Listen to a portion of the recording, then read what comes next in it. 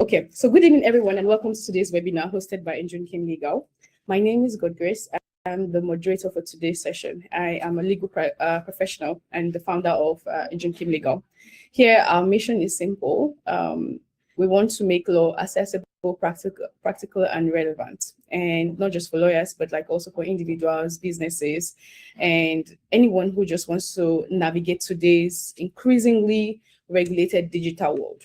So this webinar series was created to enhance like public education initiative. So basically just to break down like complex legal topics into like conversations that people can actually understand and apply.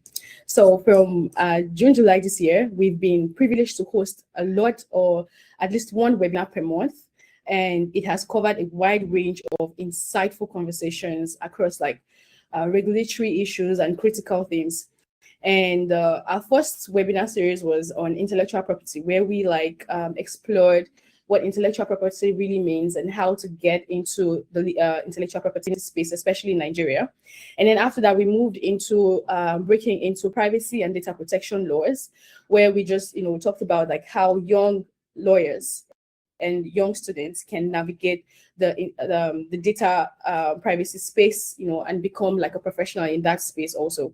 Moving on from those, we talked about corporate compliance, where like we talked about like emerging financial systems, what to do to gain relevance in the compliance space. And then we talked about cybersecurity, how to become more cyber aware.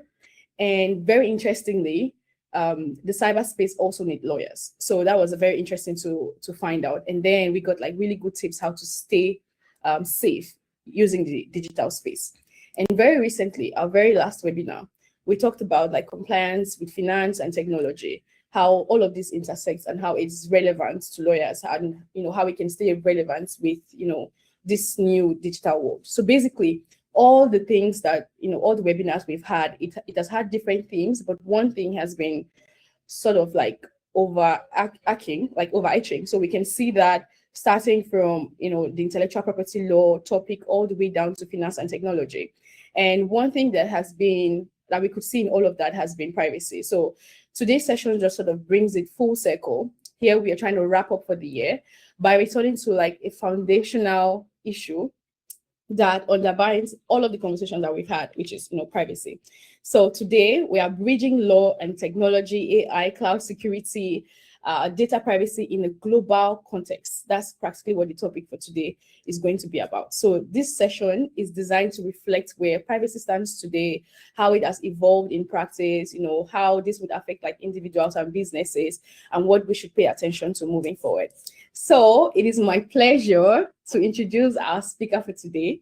Our speaker today is a legal professional with a master's in IT law, specializing in data protection, GDPR, and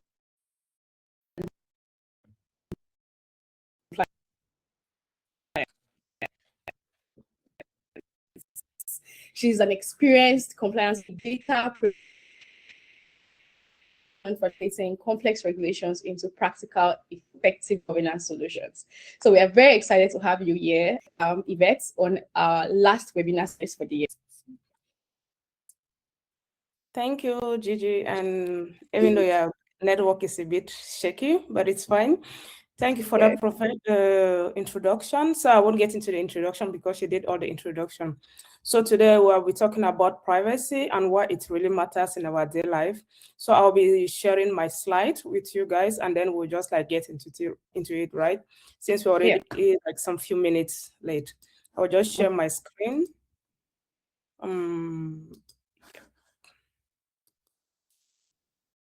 Let me know if you can see my screen.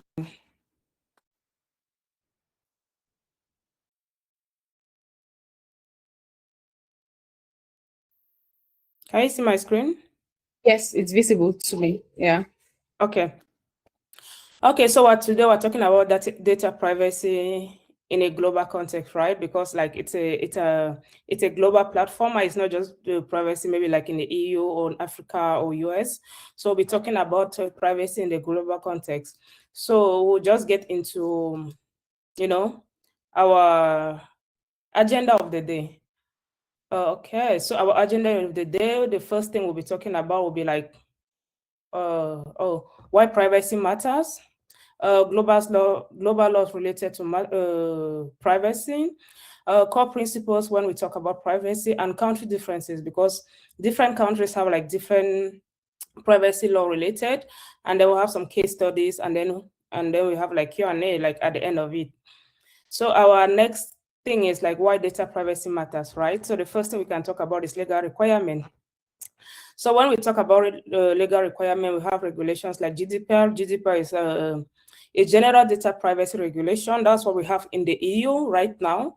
And then we have CCPA and then LGDP. So most of them, like we have one in Canada, and then we have California, privacy law in California, and then we have also the one in Brazil, and other imposed obligation with heavy fines of violation. So, and with the thing with GDPR is like mostly in the EU is if you violate some of these principles that are put in place, you either be fined or you'll be sent to prison. So we also have like consumer expectation, right? As we are all human beings and we are customers, and the world have really expanded. We don't deal only with paperwork, so we cut across everything. So everywhere, anytime you connect online, you leave a digital footprint. So, and as a customer, when you work online, you expect companies to protect your personal information, right? So you won't like that you connect somewhere and maybe like you input your date of birth or your email address or your name, and then the next day you see maybe someone is using your email address with date of birth. And then we also have like operational risk. So mishandling data law can lead to lawsuit, penalties, and reputation, right? So as I was talking about like our personal data, so if companies actually mishandle those personal information, it can lead to lawsuit. And then we also have the human dignity. So when we talk from a personal perspective, human perspective, right? Personal data represent real people. It's our identity, it's our finance and our private life. And I'm sure, okay, for right now we're all like connected online, and we can see like all of us have our name. So when we talk of like the privacy in the like virtual space, right? So it's connected with human right. Because if you put those things there and nothing is done to protect this, then your privacy, your information can be used for anything. That's why you see sometimes they will hack, and you like those that have Facebook, you see like someone is literally using your Facebook to request information from other people. And so we'll go to the next slide. Our next slide will be about, so we'll talk about global privacy landscape, right? Sorry. Global privacy landscape, we have GDPR, which is our EU and EA. So when we talk of GDPR, it covers all companies handling EU citizens. So if you are a company based in the EEA or EU, you have to use like privacy is imposed on you. It doesn't matter wherever you are coming from, as long as you deal with EU citizen, privacy law have to be imposed on you. Then with privacy law since 2018, because that's when GDPR came into place, we have set strict standard on consent, right? Data subject right. And we'll be getting into all these details as we move on.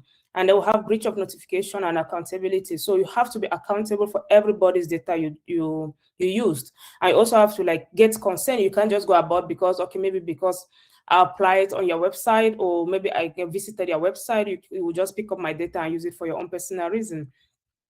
So UK as well had the same law as GDPR, but due to Brexit, they still use same thing, but they have now like something exceptional added to it, which is considered as equal. And then we move to, like we have the California, as I said, it's mostly focused on transparency, access, and the right to opt out of data selling. So it means like in the US, they don't really have like that strict rule as we have in the EU. So, but at any time you can opt out, you can decide, okay, I don't want my data to be used by anyone. But it's less prescriptive, but still significant for US and global companies. Now we have the LGBT, which is like Brazil, LGBT for Brazil. It's mostly inspired from GDPR, because like after GDPR came into place in 2018, most companies were affected. So because of that, most countries started like implementing like privacy. And it's processing mostly if you are using anything related to Brazilian citizens. And all of it includes consent, data protection officer, and cross-border transfer. And then we also have other regions like Africa. We have South Africa, we have Nigeria. Yeah, we do have privacy in those regions. And we have India. Even though it's less strict, But the point most often is like these laws are there. It doesn't mean that they don't exist. Those laws exist. So it's just to keep in mind that this law exists in your different region and your different place where you're located. So if it happens that maybe there's a breach of privacy, or you're like, you see your data somewhere being used, you can obviously exercise those rights. So we'll go to our next slide, which is like when we talk of so our next slide is the core privacy principle, right? So when we talk of privacy, what are like the main principles that are attached to privacy? First thing, would have lawfulness and transparency, purpose limitation, data minimization, accuracy, storage limitation, security, and accountability. So I'm going to break down each of these roles like into different parts, and I will give a bit explanation more about them. So the first one is lawfulness, fairness, and transparency. So in the EU, based on GDPR rule, like it requires valid legal basis transparency to individuals, right? So you can before I give you my data, you need to give me the full detail. Why I need to give you my data, like why did you need the data? What will you be using the data for? Will there be any third party involved with my data?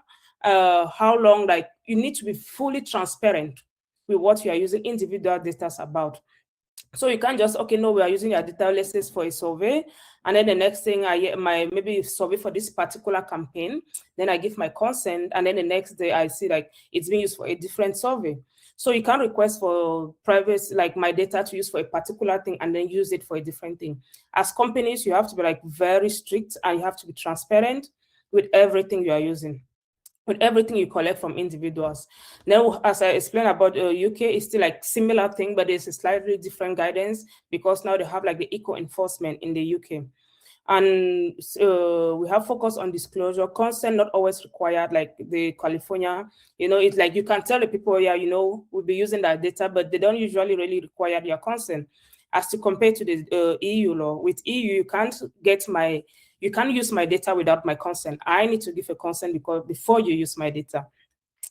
So we actually had a case where some people, because they were friends, and they used the person's data without the person's consent. And the person had to come for them, like the person was ready to take them to the data protection officers, because you can't just go ahead, or because we are friends, I know you, or we're in the same company, and then use my data for your own personal reasons. No. And then we also have the Brazil. In Brazil, consent or legitimate interest requires clear communication.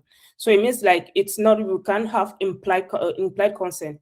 Because you come to your website, you just, okay, because she's here, it means I can just use your data. No, you actually I need to give like my implied consent. And I'm sure most of us have been online, or you want to click into a website that asks you like, before you proceed, you need to give your consent, because you need to tick that box. If you don't tick that box, then it means you don't have your consent. And so if the people use your data without you ticking that box, then you can actually take them to court and sue them.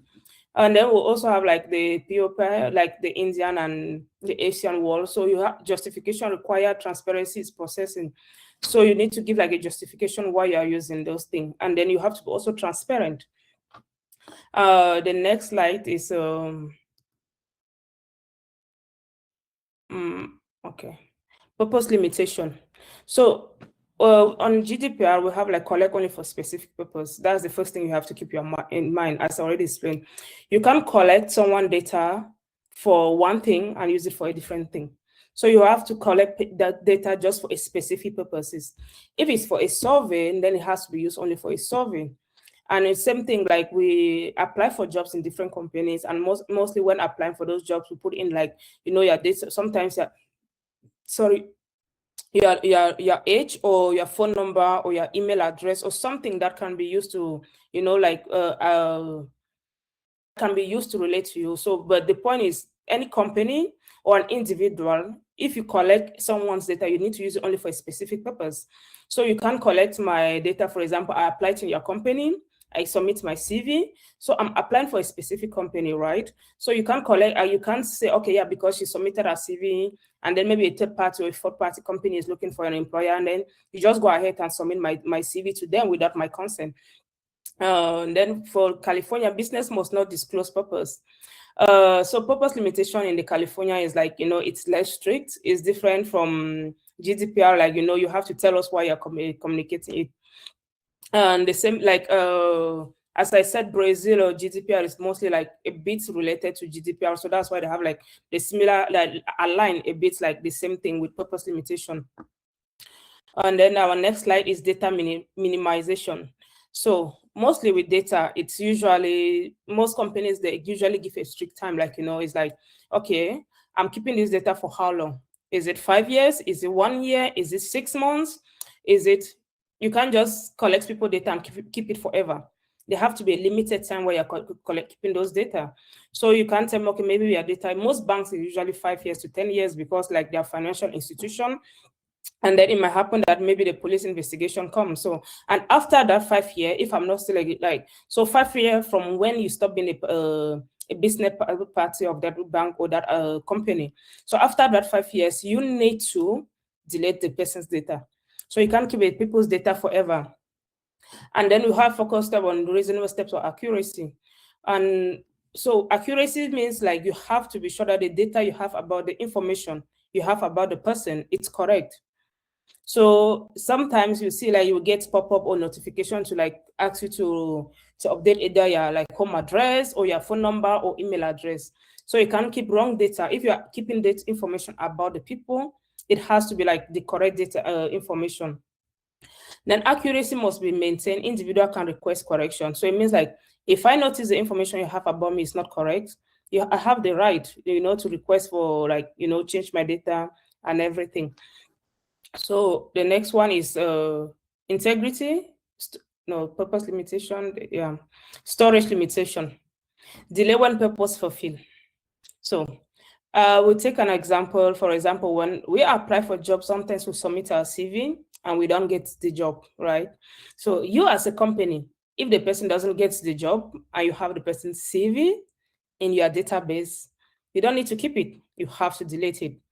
Because the reason why you collected the CV was for a job and purposes, and if you don't fulfill that one, then you don't keep it. And it's not only about CV.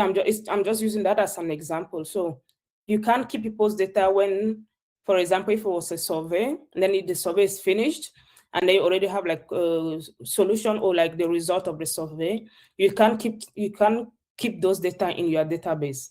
And which also like the reason they do this is in situation in case there's the breach or your database is hacked, right? So you can't keep those data because you don't know what will happen. And for California and other most Asian country, it's like you just keep it as long as it's necessary. So if you think, okay, yeah, I need this data, maybe I might need this person back in future, you can always keep it. And then the next slide is integrity and confidentiality. So security measures mandatory. So when we talk about security, and I'm sure like we already mentioned, like we talk about cybersecurity, AI and everything. So if you are keeping people's data, you have to be secure measure. So like when we talk of measure, we have like encryption, we have multiple phase like so before you get access to it, you have like different layers to go before you can breach it. So these security measures are really important when it comes to online and people's privacy, because any breach into your system will lead to leakage of privacy. And we all know what can happen if like there's a breach into a system and people get access to people's data. Imagine there's a breach in the system, let's say the bank, international banks where you're like registered. And once there's a breach, like, first thing, your phone number, there's a leakage with your phone number, there's a leakage with your email address, there's a leakage with your home address. And then the next thing that might literally happen is like, you start getting like scam calls. They're calling you like, oh, your bank is telling you to do this and that. And then you have to, so that's why it's really necessary to make sure that if you are keeping people's privacy, it's like stored in a secure place. So as a company, as an individual, if you are dealing with people's privacy, you have to make sure that there are like security measures put in place. And that's why we're talking about like cybersecurity, because the same way we are trying, it's like it's a two-way thing, right? That's how law is. Like that's the why we have law in place. Because we have the negative side about it, right? Because there are always people will be like, popping in to say, okay, can I have access to this? Can I have access to that? And when we talk of security measure, we can't just say, okay, yeah, oh, it's secure. We have like the firewalls put in place to protect this data and we just forget about it. No, you have to make sure that it's updated every time, from time to time. And when we talk about security measure and safeguard as well, is, for example, if you have my data and I request for it, for you to send me that data, it has to be encrypted. You can't just send it to me because I requested for it, like, like in a form where everybody can read. Because first thing, you don't know where I am or where I'm opening that data. So everything, you have to make sure, like, once you deal with people data, you have to be secure, no matter the circumstance, no matter the situation. The next one is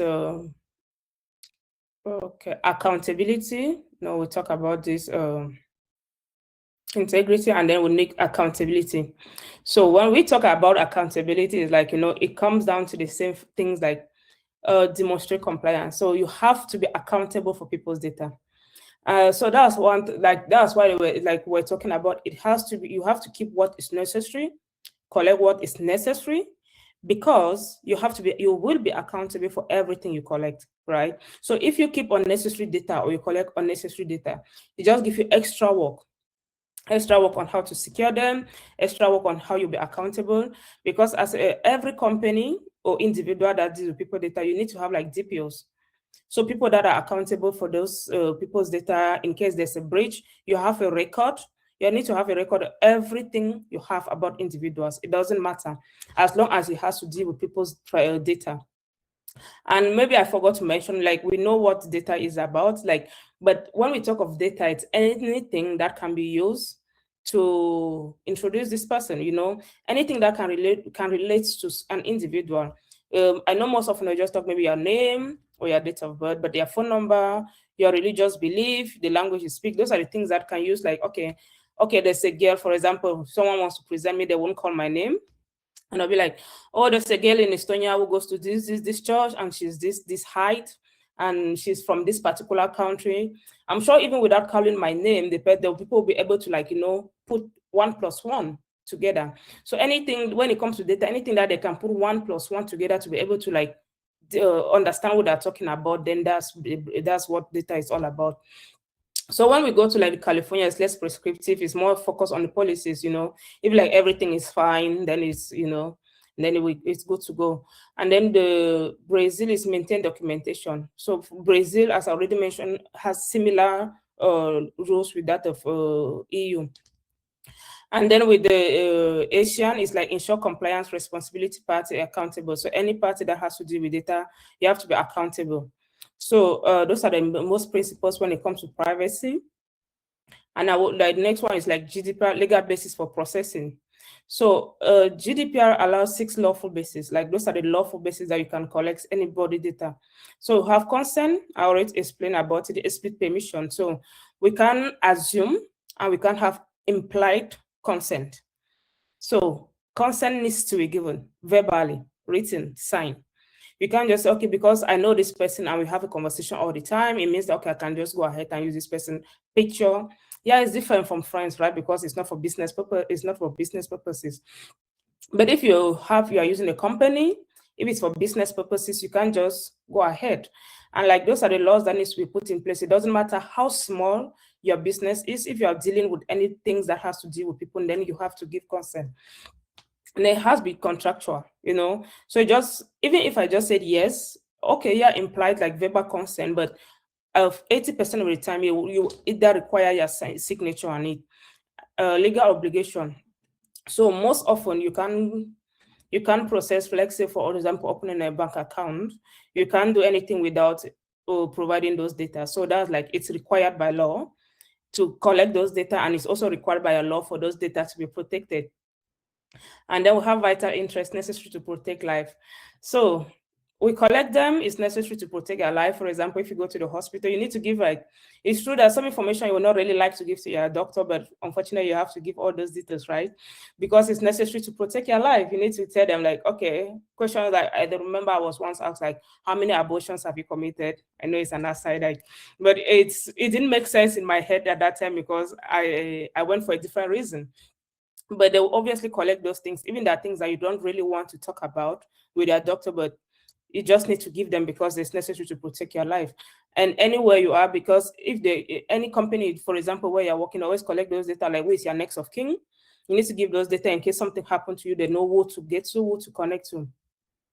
And then we'll have public task and performance official duties, for example, schools, or you have to do your ID card. We all have ID cards, you know, you need, like, those data need to be collected. Balancing organization interest versus individual right. So for processing it, you know, we already mentioned it, like we have individual rights and we have organizations' interests, right? So the organization needs those data to be able to run their business. And the individuals also have the right to be protected, the right to protect online, the right to move ahead with the fact that I don't want to be scared that, okay, this business or this company have my data, and then I'm afraid, like, okay, maybe I don't know when I'm going to get a call from a fraudster asking me, like, about my account details, or sending marketing emails. So, and that's another thing, because most companies also, like, we have an example, sending marketing emails require consent. You can't just assume because I'm part of your company and I've given you my address, and then you just start spamming me with marketing emails. I know 50% of people usually don't really read marketing emails, but it's necessary, right? Why processing payroll requires a contract or legal obligation basis is because we need those things. And then we'll go to our next slide. So organizational obligations, like as a company, as an individual that deals with people's privacy. So, like, what are the obligations? First of all, if you're an organization, you need that deals with a lot of people's privacy. First thing you need to do is you need a DPO. So it's not really required if you have, like, if the size of your organization is small, if you have a company of just 2 to 10 people, a DPO is not needed. But you need someone with in place to make sure that, like, it's we have privacy measures are put in place. You have conduct data protection impact assessment for high risk processing. So this is like protection impact assessment. You need to always check, because we have high risks. Sometimes if you have to deal with people like from like ministers or diplomats or people like from higher level, those information needs to be like very, very like secured. And in case you work in a company, it doesn't matter how small or how big the company is. If there's a breach, you have 72 hours to inform the people. So there are 2 people you're informing in case there's a breach. The first thing you're informing is the individuals. It doesn't matter if you have even 1,000 people, like they're as your business partners or people registered in your company. If there has been a breach, you have to inform every one of them that there was a breach within 72 hours. I also have to inform the police officers, like the, authorities who are in charge of GDPR, to like make sure that, okay, yeah, there's been a breach. We don't yet know like the extent to which it is, just to make sure that those people already have in back of their mind that there was a breach in case something happened, or I start getting like maybe calls, or I start getting like spam emails, or someone is using my email, like just to make sure the person is protected and is aware. And then you also have to ensure that third parties vendors comply. Most companies, you are not the sole proprietor of your companies, right? We usually have third parties. So this one has a two-way thing. The individual needs to know that, okay, yeah, this is that the third parties that are using my data. And then you as a company also need to make sure that the third party using those data are like also compliant, because if they use the data and they are not compliant, there's a breach. So it has like a ripple effect from the third party to the person, like the intermediary, and to the individual. So you have to make sure that, okay, if you are using a third party for your different processes, that those third parties are also compliant. So when looking for a third party for your business, then one thing you also need to look is like, is it a company that is compliant with GDPR before you can proceed with it? Our next slide is like, okay, so we have cross-border data transfers. So when we're talking about like international data privacy, right? So when we talk about privacy, it's not just about EU. So right, like if you have been listening, we have talked about GDPR in the EU, in the US, Brazil, Africa, in Asia. So the thing is, when privacy is not something that sticks on one place, right? So right now, I'm where I am right now, all the way in Estonia, and I'm talking to people like different places. So it means like you do every business every day. You order from China, you order. So it means you are putting your information across different borders. So and as organization, transferring data across will be inevitable. So there's no way we can stop those data from being transferred, but the only thing we can do is like try to make sure that those data are protected. So we have mechanism for compliance, adequate decision. So countries deemed to provide adequate protection by EU. So it depends now, like, okay, fine. If I'm sharing data with these countries, like, are their laws also compliant with GDPR? Am I sure that the people information I'm sending to this country will be used for the reason they're supposed to be used for? For example, if you decide to share information with across border, like let's say Russia or different countries, maybe China, those countries, the point is, do they have those privacy law in place that I'm sure that, okay, this process will be protected? Then we'll have standard contractual clauses, legal agreement ensuring protection outside the EU. So even if you are sharing data outside EU, those, like, no matter the company you are sharing with, you need to make sure that there's an agreement in place. Then international rule for multinational companies, for sure, it's like most companies, we deal with cross-border businesses. You don't just have a business just in one place. So you just have to make sure that the corporate rules, it doesn't matter, no matter how big your company is, or you cut across different countries, you just have to make sure that everything, like, we have rules in place to protect data. Like, if there's a breach, what happened? How do we proceed people's data? How do we protect them? What are the measures we have put in place to secure them? Then we have transfer impact assessment, evaluating risk before sending data abroad. Okay, for example, if you're in Nigeria and you want to deal with, like, if you have a top vendors who is in the US and EU, obviously they have like privacy, like, but the point is, like, what's the risk of me sending this data? How will it be processed? How will it be used? Am I sure we're protected? Am I sure if there's a breach, like, the people I'm working with will be secured? Because when data is all about the individuals, the company needs to run their business, but the individual also needs to be protected. Now we have risk local surveillance law may conflict with GDPR. So that's the thing, like, we have GDPR in EU, and then we have different laws in different places. So, like, we need to, like, when we talk about risk, like, the details things, like, how is the local law? Do they have like sufficient security measures that can lead to breaches? Failing to document decision can lead to regulatory fine. So even if you have to share across border, the point is, you as a country you as a business in a country where it's regulated, you need to document everything. The third party, the countries where they are sent to, and make sure that before you do that, there are security measures put in place. So we just give like some case studies and some practical tips, like, for example, EU company uses US analytical tools, encryption. I already talked about encryption. So before they send the data, it has to be encrypted. Then we have data subject access requests, we call it DISA. So most in Brazil, customer request their data. It's the same thing in EU. Sometimes customers will come and like, okay, I need everything that you have about me. It doesn't matter if it's like 100 pages, you have to give them every little thing about them. Sometimes they'll ask about the number of transactions they've done, like obviously when registering, they were the one who put this data, but sometimes they just really require them. And then another thing is, like, you have it responding time frame. So if a customer, or maybe you are dealing with data and the person comes like, I need everything about me, you have to give a customer a time frame. It's usually 30 days time frame. So in order not to breach it, you can say, okay, I will get back to you, and then you don't get back to the customer, let's say in 2 months or 1 year. You need to give them a time frame, and you need to go back to them as soon as possible. And then you need to delay the data that has about them.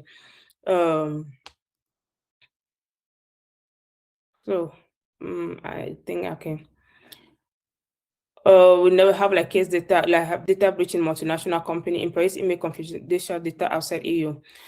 We have companies that are multinational, right? So everything has to be confidential. As even though we work in the same company, it's not everything about you that needs to be breached. So employees also needs to be protected as well.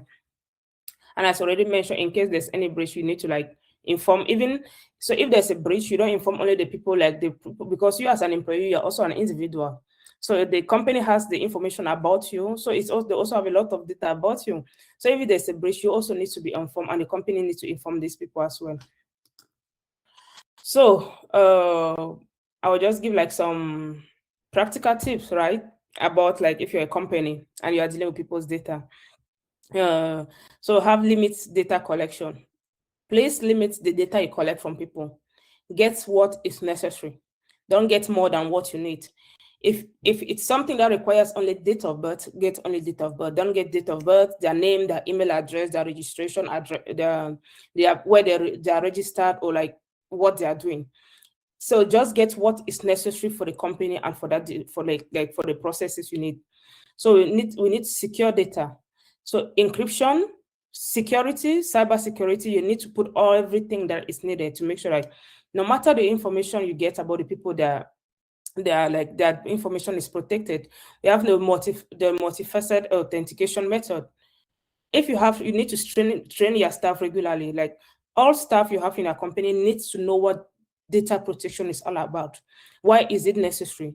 What are the necessary steps to take in case there's a breach or there's a leakage? So everyone in your company it's not something that, okay, maybe it's only the legal team or just maybe like the privacy team that is dealing with. Everyone in the company needs to understand and understand like what privacy is all about.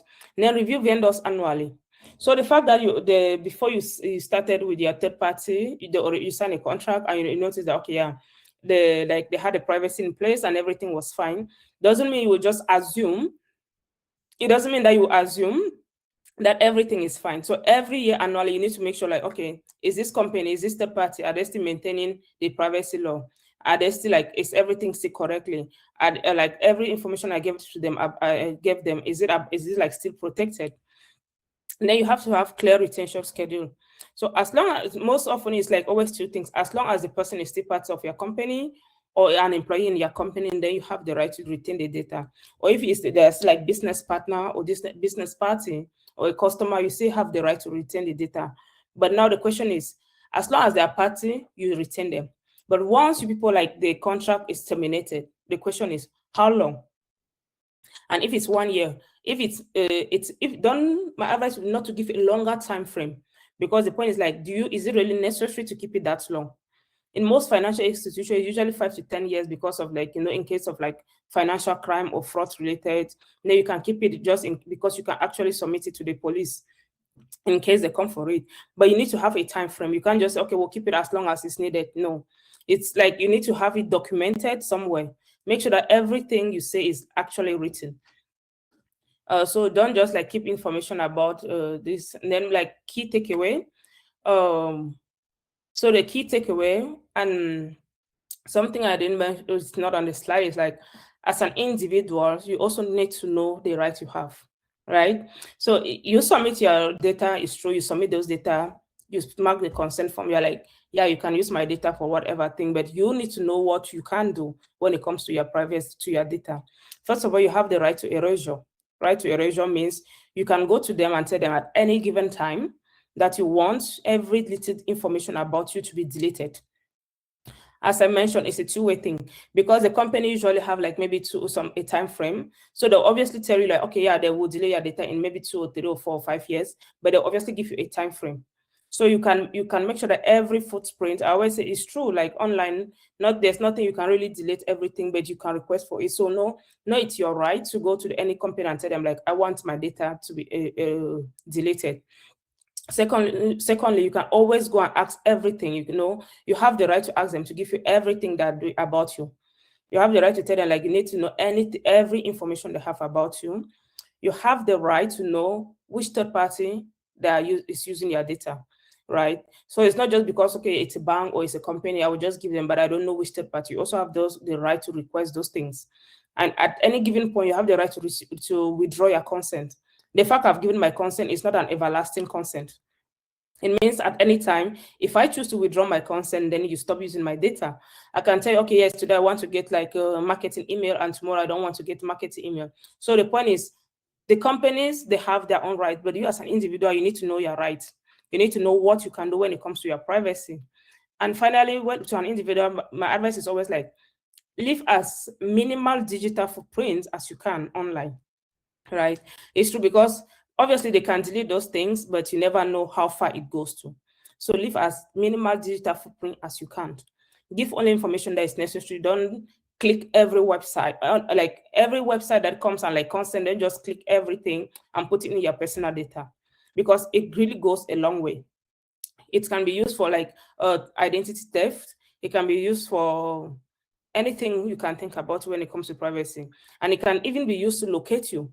The world is obviously, it's safe, it's secure, but you have to also be like, on one hand, you also have to be wise with what we keep online. So our key takeaway will be like, privacy is both legal requirement and a trust building tool. So legally, because you need the companies and everyone dealing with it, you can't deal with people without getting information about them. And it's a trust building, because you trust the company, you trust whichever person you are dealing with when it comes to your privacy. It's a business of trust. Like, I will trust you to give you like every information, like my date of birth, where I was born, where I live, where I come from. So we need to know that when it comes to privacy, it's legal and it's also a business of trust. So if you don't trust a company, or you don't trust like the person you are dealing with business with, then don't give in your data. If you need to, like, and no one should pressurize you to give information about yourself if you are not willing to. So just take your time. If you need to read more about it, then it's fine. Privacy provides strong foundation for global compliance. As we already mentioned, privacy is something that cuts across, because from north to south to east, it doesn't matter whichever part of the world you are, even countries that don't have the privacy laws in place, it still exists. And so GDPR provides strong foundation. Most countries, because of the GDPR, actually have to like implement privacy in their privacy policy in their different countries. Like Brazil, for example, because when you have a company, you don't deal only in one location, it goes across the border. Then we have the transfer requires careful safeguard, like cross-border data transfer requires safeguard. Like, you need to make sure that every country is transferring data, we have measures in place to secure those data. Then we have practical steps, training, documentation are critical to compliance. So, as I already said, one thing to keep away, if you're having a company or you're having a business that you're dealing, make sure every staff you have the basic tips. As a company, one thing you should know is when it comes to privacy is not something you do at the end. It's not like, okay, I finished creating the company and then I've started running my company and then now privacy. No. Privacy is something like when you're thinking, okay, I'm opening a company, this is the business. Like, once you're putting a business plan for your company, privacy needs to come into that business plan. You don't finish your business plan, then start the business before privacy. No, privacy has to be part of that business plan. As long as you are going to be dealing with people, unless your business has nothing to do with people. But I'm not really sure if there's any business out here that don't have to do with people. You still have to buy and sell. So privacy has to be like part of your business plan, and everyone has to be trained. Secondly, when you talk of documentation, you need to make sure that everything you have about people, about an individual, is documented. You don't just you can't just assume, okay, maybe, no, it's as if for this person I collected maybe date of birth. No. So you have to be documented. Like, you need to know exactly what you need to just get what you want. You can't just say, okay, no, for these people, okay, so it's for survey, it's different. Okay, for maybe category because of date of birth and everything. But and another thing, also compliance is like measures. You have to have security measures in place. What am I doing to protect it? Is it encryption? Is it safeguard? And every third party you are dealing with, you need to make sure that everything is like protected as well. And that's it for me. Thank you very much for listening. And over to Gigi. Thank you very much. Thank you very much, Yvette, for this wonderful session. I really appreciate how you took took us from the very beginning, what privacy is, and then you practically took us all through the laws. So if, for example, I had not heard about privacy before this webinar series, I do have a lot of information about privacy now than I, originally did. So I really appreciate how you took your time, from beginner level, even all the way up to like expert level. I appreciate that. Thank you very, very much. I do have some questions, but I also want to let our attendees who have some questions to please drop the questions in the Q&A session box or in the chat. So any of those should be okay. And I would, take those questions and ask our speaker here. So while we're waiting for questions to come in, I have some questions for you based off on the that you have just carried out. So my first question to you would be, I was taking notes, so let me take my questions from my notes. So is privacy truly achievable? So like you did mention, the first, documents or law that was incorporated about privacy is the GDPR, and that's pretty much new. Like, of course, time is running, but this was like roughly 2018. If you can cast your mind back to before 2018 when we didn't have GDPR, and now that we have GDPR, like, are we really protected, would you say? And really like GDPR per se, but also if you look at the like all of the countries that you mentioned, all of these countries have their own legislations now about privacy. So overall, like as an individual, as a consumer, someone who provides my information, do I have that confidence to say I am protected? What would you say? I said 70% you are protected, because like before GDPR, we have GDPR is like with EU law, it's mostly like regulation, right? So it's not as if before GDPR there were no law on privacy. There were laws on privacy, but it was just like, every country gives the way, like it wasn't cross a court border. So will I say I'm protected because of like all the noise about GDPR? 50-50, right? Because if it's only within the EU, I can tell you, yes, I'm protected because I deal only with businesses within EU, because they have like, cut across laws. But the fact that you deal with people across border, obviously they can tell you, okay, you give your consent and everything, but what now happens in that third country, I can't really tell. But the other part that I'm protected is like, I can't hold the country accountable, the company accountable that collected my data, right? So if anything happened, there's a breach. So that's why people are protected, so that like they're not really afraid, because you know who to hold accountable. So that's the difference between the privacy law now, is because you know who to hold accountable in case there's something happen. Before that wasn't the case, it was just like, okay, oh sorry, it was just a mistake from our side. But right now, you know who to go to. If it's like you collect my data and you decide to you transfer it across different countries, it's your business, right? But when it comes to me and I'm like, okay, I need my data, I need to know where my data is sent to, I know where to go to if anything happens. So that's why I'm like, you are more protected right now, especially for countries that have those privacy law in place. Okay, so I can have that confidence that, okay, things are a lot better now than it used to be. Thank you. Okay, awesome. Okay, moving on to my next question. So you also did mention like you're breaking, so I can't hear you well. Regulations, different countries. I didn't get it your was very in-depth, like now learning about Brazil, hello, I'm still taking it. Can you hear me? Yeah, now I can get you. Okay. Yeah, nice. So my question is, there's like a lot of different regulations on privacy. Like practically almost all countries have like their own law on how privacy is being regulated. So looking at it from a lawyer's perspective, how can I be like an international privacy lawyer? Do I really need to know like all of these regulations in depthly? How can I be effective as an international lawyer, practicing privacy law? So the one thing you need to know about privacy, you need to get the basic. Because all those countries, even though they have different laws and different specific, they have a basic, which is to protect the individuals. That's one thing you need to know. You need to also understand like the rights of individuals. Most of them have the same right. The people are protected, they get their consent, they can come for their information at any given time. So most of those laws cut across different countries, right? It's true in more countries, it's more stricter than as to compare to others. But the one thing you have to keep in mind, that it doesn't matter where you are, in which part of the world is, you need to understand people's rights online are protected.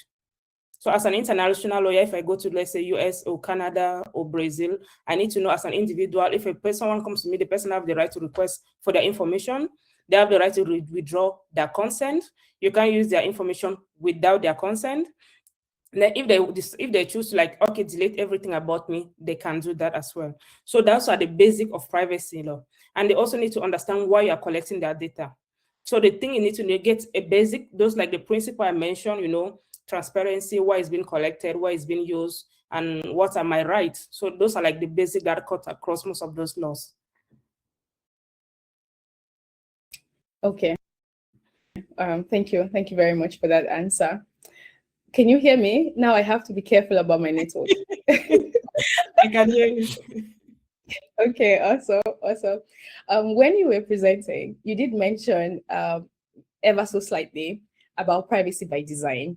So I was wondering if you could throw a little bit more light about, what privacy by design is and why companies, whether they are in pre-incorporation mode, that is, they are just practically thinking about starting their businesses or their corporations, or they are already, at that, incorporation stage where they're like, just starting out. what exactly is this privacy by design, and how important is it for businesses? So when we talk about privacy by design for a company, you have a business plan. It's like, okay, this is the business I'll be doing. The first question, will I be dealing? The first thing you should need to ask your mind, am I dealing with people? Will I be collecting people's data? Right? So you don't need to go to all the way to the end and then you finish your agenda and then you're like, oopsie, okay, what should we do with the people? What should we do? Like, how are we going to be processing it? The first thing you should have to keep in mind is like, will I be dealing with people? Yes or no? If you are going to be dealing with people, collecting people data, then privacy needs to come as part of your business plan. Because when we talk of business plan, we talk of like how we are going to analyze everything, and it's going to cost money. Security costs money. Those training will obviously cost money. So you need to already think about those things like, okay, this is my business I want to do.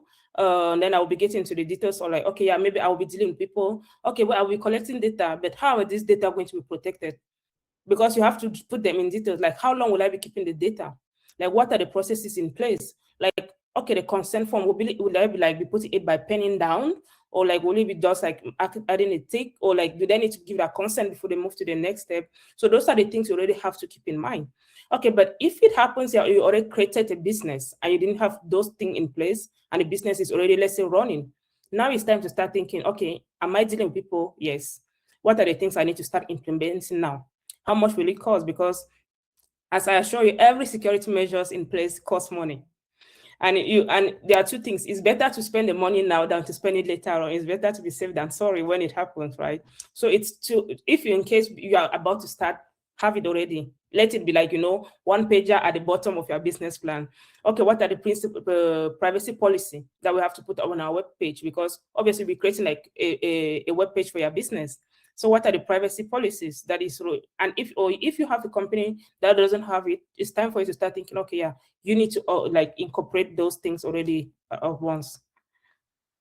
Okay, this is the last webinar we are having for this year.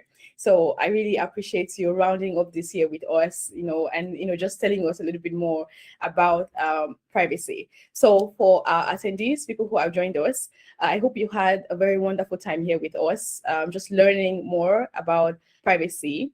And you can follow us on all of our social media accounts. The slides, I see a question here about the slides. The slides would be uploaded on our website, so look out for that, where you can take that off from the website, and the presentation would be uploaded on our YouTube channel, so you can download it, or you can just watch it straight up from YouTube. Thank you for joining. Thank you for enjoying this session. Please also look out for our future sessions. We usually hold webinar regularly, so look out for our future sessions that we would be holding on different topics that would also be very insightful. And lastly, to Yvette, thank you so much for coming out here and just speaking to us and educating us a little bit more about privacy law. Thank you. Thank you to our attendees for joining us here, and see you on the next one. Bye for now. Thank you for inviting me. Ciao.